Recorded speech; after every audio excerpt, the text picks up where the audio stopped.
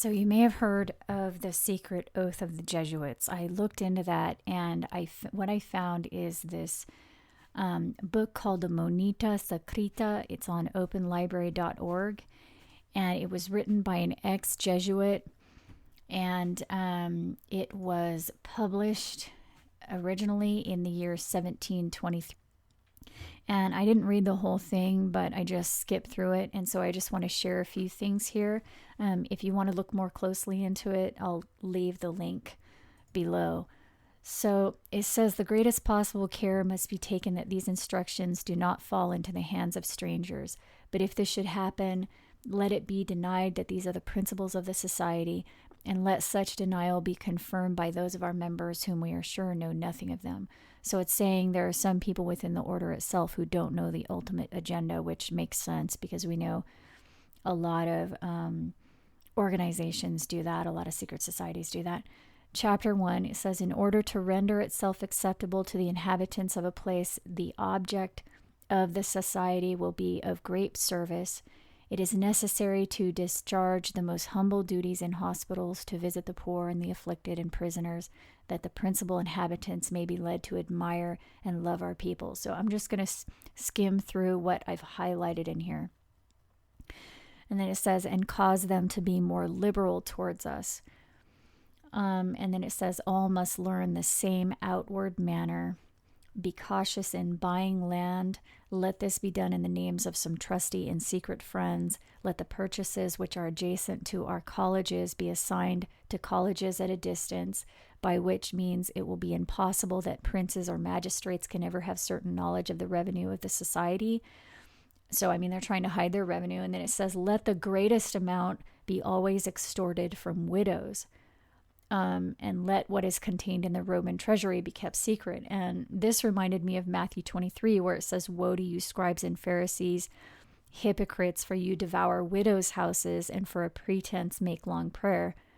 And make long prayer for a pretense. I mean, that sounds to me like most of the church leaders that are in existence now. I mean, there's probably a few that are truly sincere, but most that I've seen, they all use the same vocal inflections while they're doing it. So, I mean, you can tell that they are reciting these prayers just to conform to a community. And it actually says that right here in verse 5 of Matthew 23, but all their works they do is to be seen by men. In other words, they're just doing it to be accepted by other people. It says they love the uppermost rooms at feasts and the chief seats in the synagogues and greetings in the markets, and to be called of men, Rabbi, Rabbi. But Jesus says, do not be called Rabbi, because all of you are brethren. And do not call any human father. Your Father is in heaven. Neither be called masters. He that is greatest among you shall be your servant. And then again he says, woe unto you, hypocrites, for you devour widows' houses. And then Isaiah 10 also talks about this. It says, woe to them that decree unrighteous decrees, and that write grievousness which they have prescribed, that widows may be their prey. And then it says, without me they shall bow under the prisoners, and they shall fall under their slain. Because of course all throughout the biblical text it says, okay, their judgment is coming. And so this 18th century book right here, supposedly translated from the Jesuit secrets themselves, from an ex-Jesuit, says that the greatest amount should always be extorted from widows, and let what is contained in the Roman treasury be kept secret. Okay, well, everybody knows that the Roman treasury is filthy rich now. That's not a secret anymore. And we know the Jesuits vow their allegiance to the Pope above all. So their success at gathering wealth, which is what that book was talking about, is pretty much evident at this point. It's not a secret anymore, although they originally said they were trying to keep it secret several hundred years ago. I mean, this is the crown of jewels. Apparently it has sapphires, rubies, emeralds, and other gems covering it. Their robes, we know, are made of fine silk and linen, or fine linen and silk.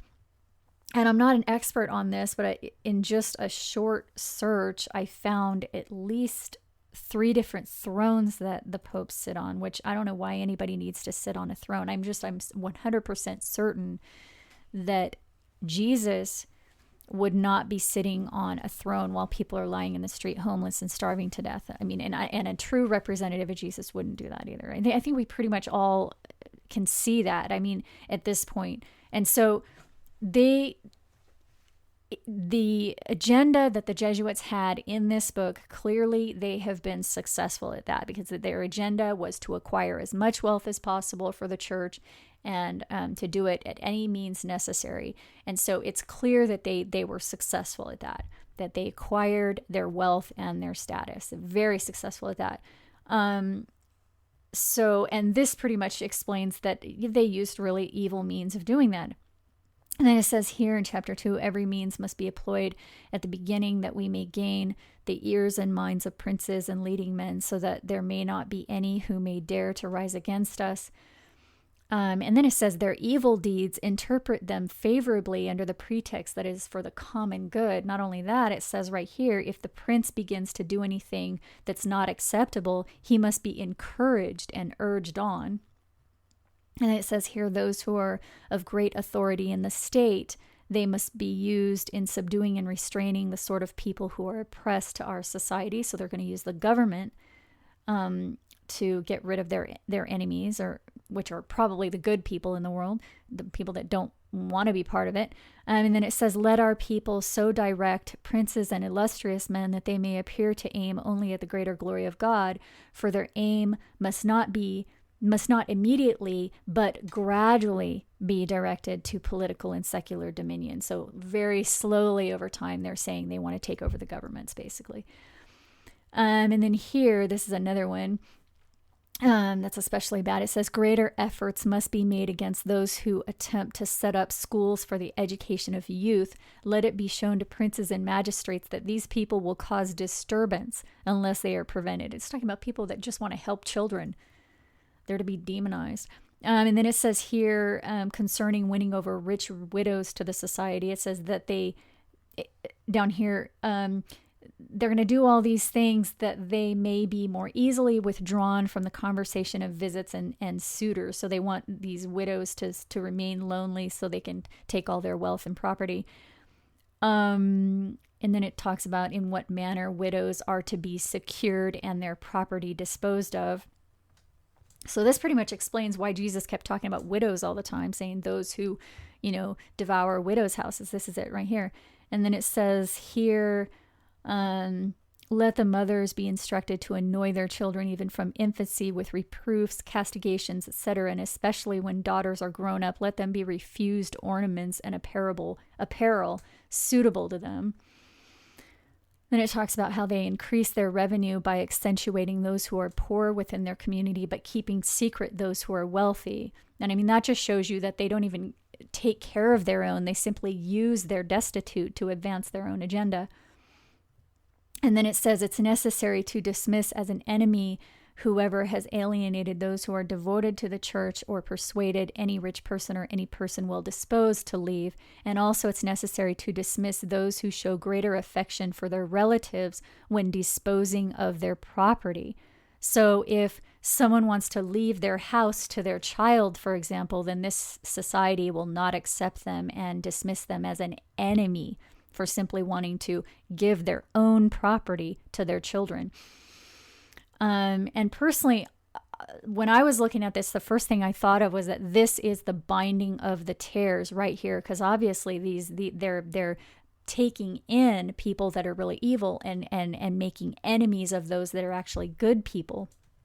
And I mean, it just immediately reminded me of Matthew 13, which says, gather first the tares and bind them in bundles to burn them. In other words, bind them in bundles in order to burn them. I mean, that's symbolic, but we know these texts are telling us a nuclear event is coming. That's the burning.